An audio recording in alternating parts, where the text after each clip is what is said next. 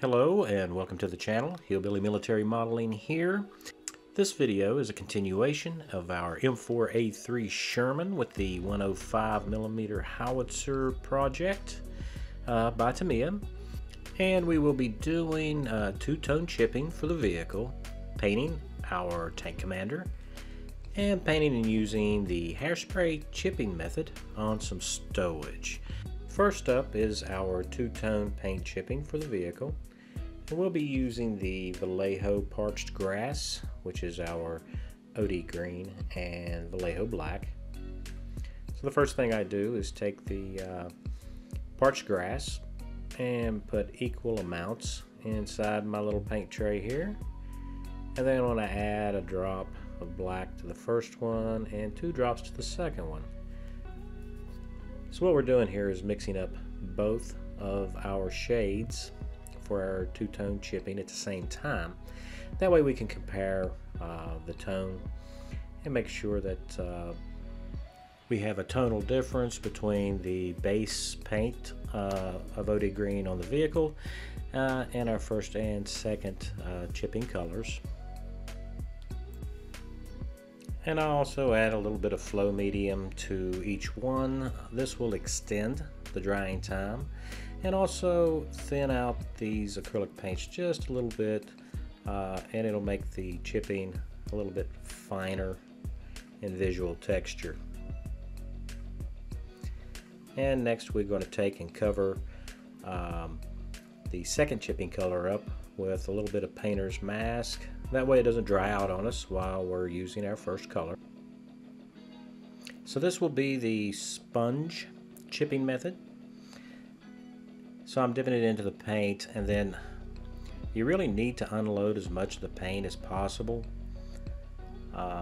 That way you don't end up with a big blob of paint on your part. Very carefully, we're just going to go around and do some light chipping with the first color.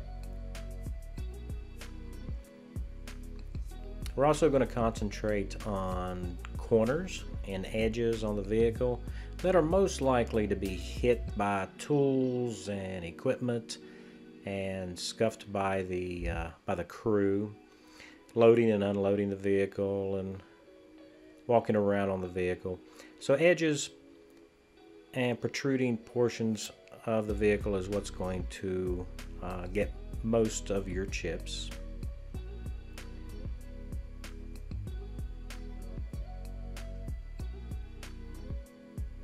Now remember, there is no such thing as a chip that is too small.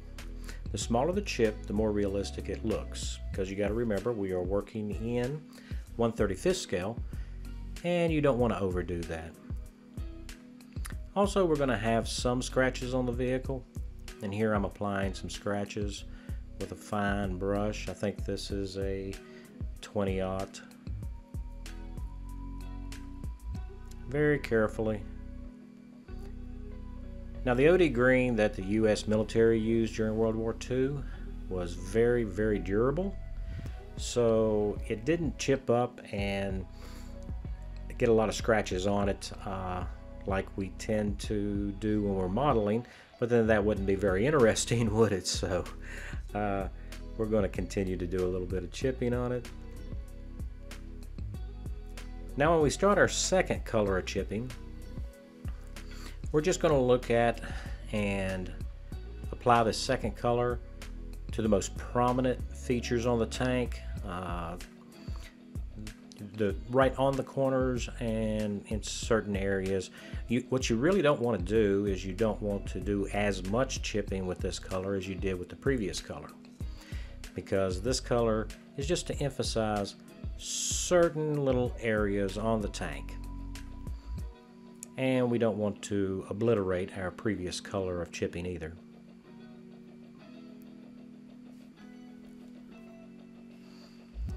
Once our chipping colors have dried, we're going to go ahead and seal the entire tank with the Model Masters acrylic flat clear. That'll protect that for us. Now we're going to take a look at our commander.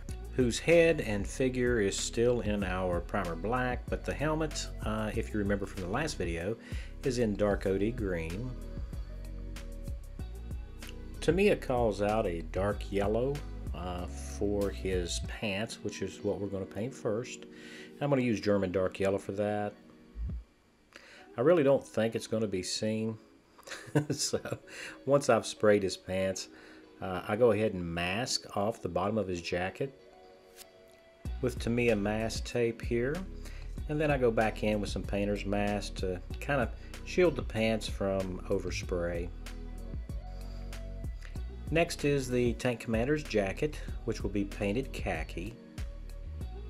And with that done, we can go ahead and remove our masking tape from the figure.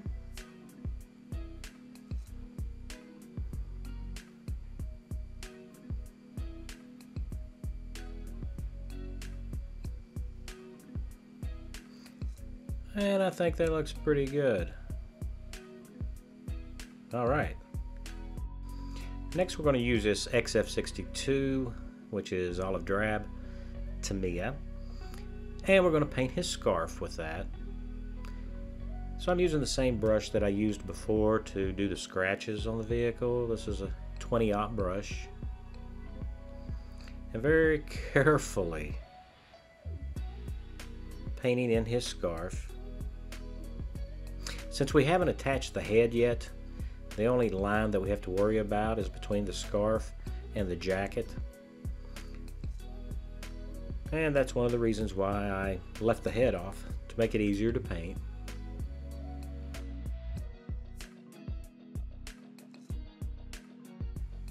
Now we're going to use this Model Masters acrylic leather just to paint up the commander's gloves.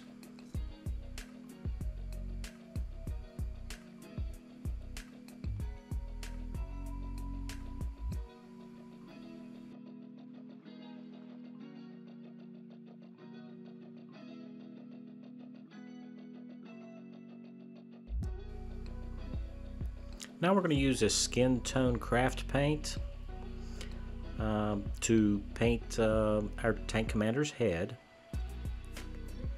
And I know it looks pretty bright, but that'll be fine. That's kind of what we need in this particular case because of how we're going to use this Tamiya panel liner, brown. And we're just going to paint over it once all the acrylic paint is dry. And we're going to let that dry completely.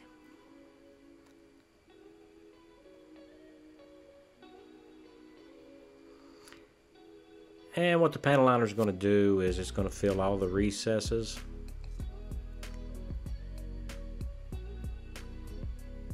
And we're also going to use it to shade the commander's jacket and his pants. So I am putting it on kind of thick. And what I want is I want all this panel liner to collect into the folds of his jacket and onto the pants as well.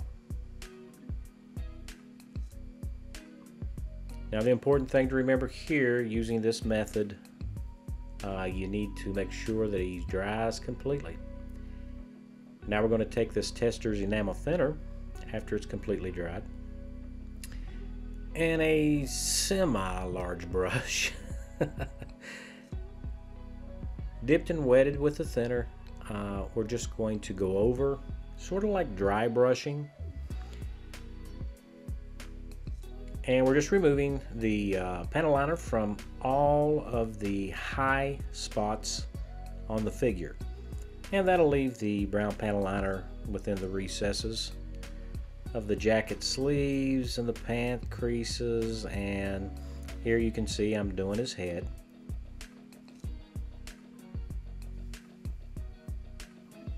And it looks like I'm really giving it heck, but you know, that's actually a very soft brush. And I just keep going over it, and that will give all the recessed areas the dark shadow that we need for emphasis. and the cheeks and the nose and the forehead will be lighter in color. And that's not too bad. I'm going to go with that because I'm terrible at painting figures. Now we're going to turn our attention to the helmet. We're going to use this flat steel tester's enamel.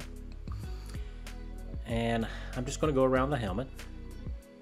Start it at the very top of the helmet. We're just going to dry brush that on. And we're going to go around the rim of the helmet. And these are areas that are going to be chipped up, revealing the steel color of the helmet. That's pretty good. I'm going to let that dry. And next we're going to use the hairspray chipping method here. So we're going to spray the helmet with the hairspray. And I mixed it on in 2 light coats at arm's length. So we don't want too much hairspray on it. We just want it to be a satin look.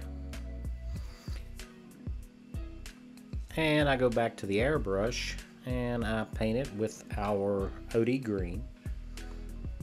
Let that dry, and just using water as an activator, I come in with a toothpick and start carefully chipping around the helmet. And what we're doing here is we're revealing the flat steel that we had dry brushed on, and that looks pretty good. I did use a soft brush for the top of the helmet. And here is what our tank commander looks like. Not too shabby. Not much of him will be seen, as you'll see as soon as I put him in the tank. So I do go ahead and mount our tank commander into the turret. And as you can see, you can barely see just his helmet, his binoculars, his gloves, and a little bit of his jacket.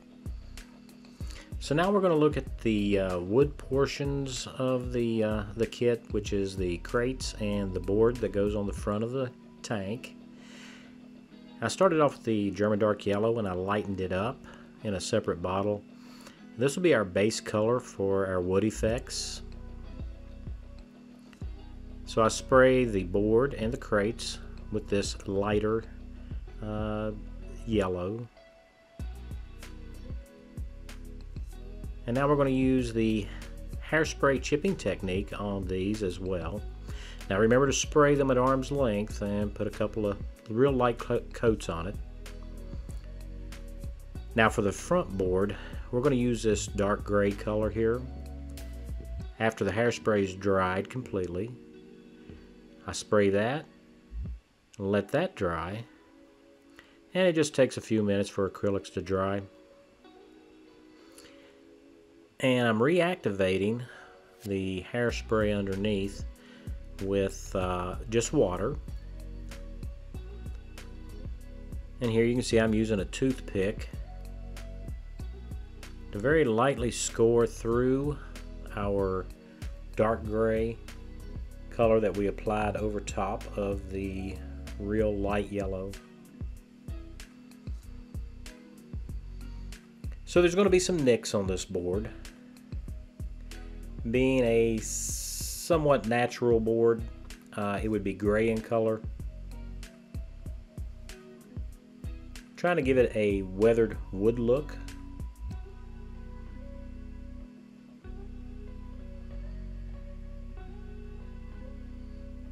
And we got some nice chipping going on.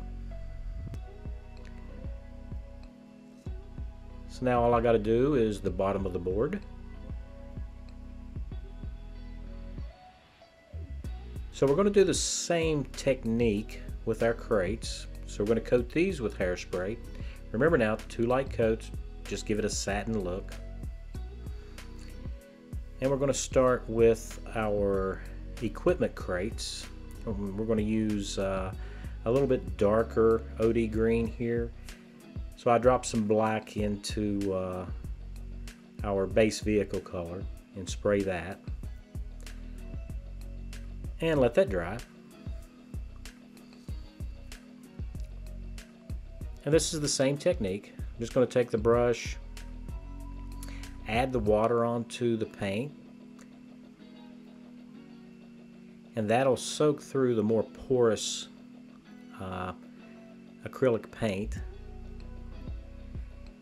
And just using a toothpick, I'm going to start highlighting just the corners and edges.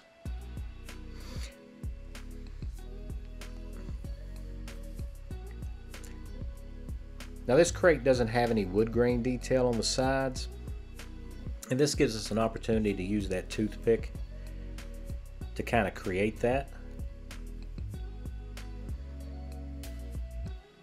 You can see here, these sides were rather smooth, except for the metal band that went around the crate. We're just adding a little detail to it.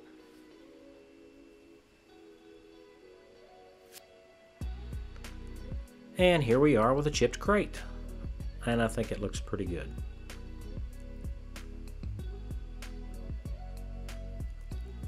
So now we're going to go to our ration crates. We hairsprayed those and let that dry, and I sprayed with the airbrush German dark yellow over top of the lighter yellow. And now we're going to chip that, and this will allow the lighter yellow to come through on the corners,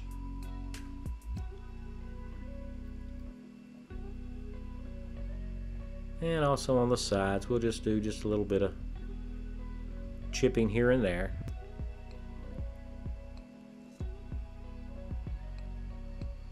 Now if you haven't ever used hairspray chipping, and you don't want to mess up your model, you know, this is a good way to experiment with it and figure out what works and what doesn't work.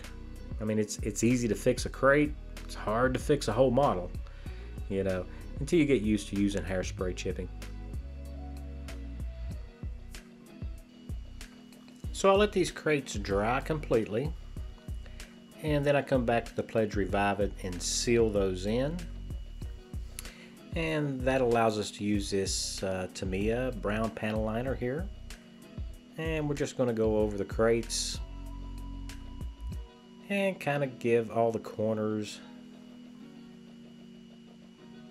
and the little spaces in between the boards a little coat.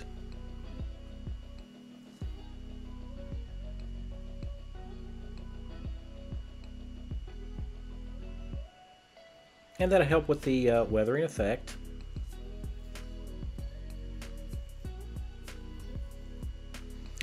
After our panel liner dries, we will take the enamel thinner and come back in and just clean up all the flat areas.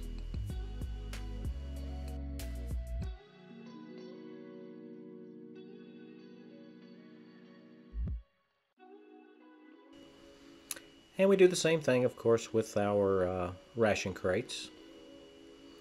And here you can see I'm going across the boards to clean up the panel liner. I don't want the brush to get down into the cracks on the boards. Now it's time to look at the rest of our stowage, which is our oil cans, fuel cans, and ammo cans.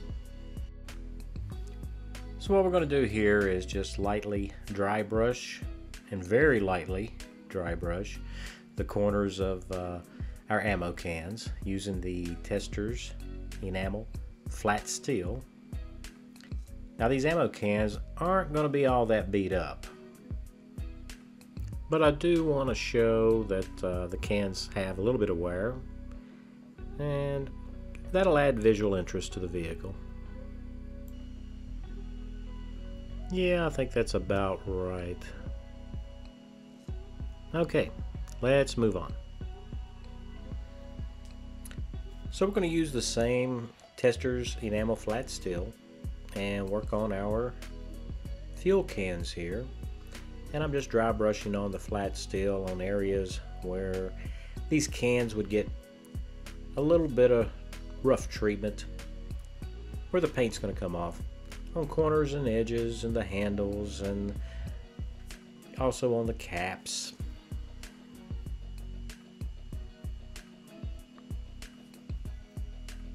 I do a little bit of dry brushing also on the side of the can.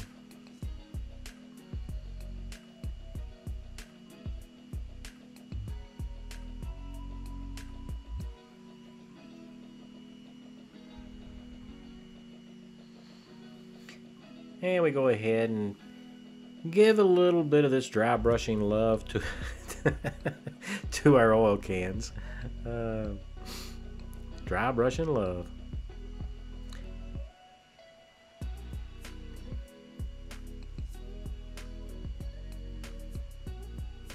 So when we do our chipping on this, this flat steel will show through, showing some normal wear.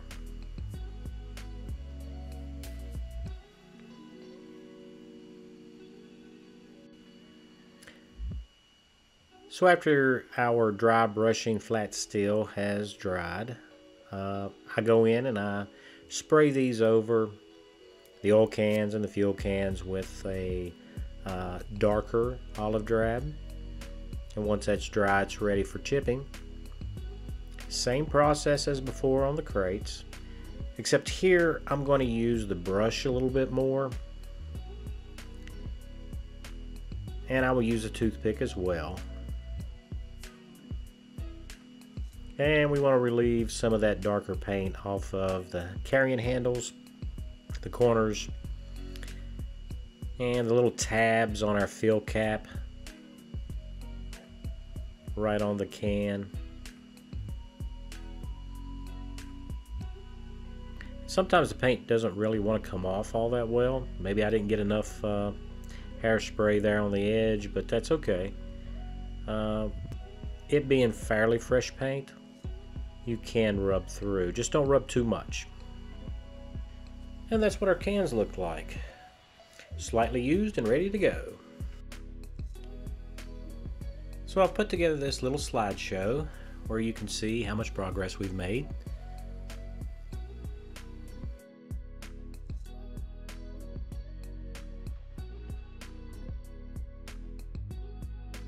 So I've positioned our stowage on the vehicle about where I think I want it. I haven't glued anything down yet. I'm kind of waiting until after we do the weathering on the vehicle itself. We don't want to knock anything off. Our next video will be weathering and a final reveal. In the weathering video, we'll be using some acrylic mud and some enamel washes to weather this Sherman with the 105mm Howitzer. I'd like to give a big thank you to all my subscribers. I appreciate your support. If you're not a subscriber but you like what you see in these videos, why not subscribe and hit that notification bell so you won't miss out when I post a new video. If you like this video, please do me a little favor and hit that like button. As always, feel free to leave me a comment in the comment section. I promise to answer you back just as soon as I can. And remember guys, there are a lot of kits out there that don't have a home, so think about giving one of these kits a home. All these kits won't build themselves. They need us. So stay safe, and I will see you in the next video.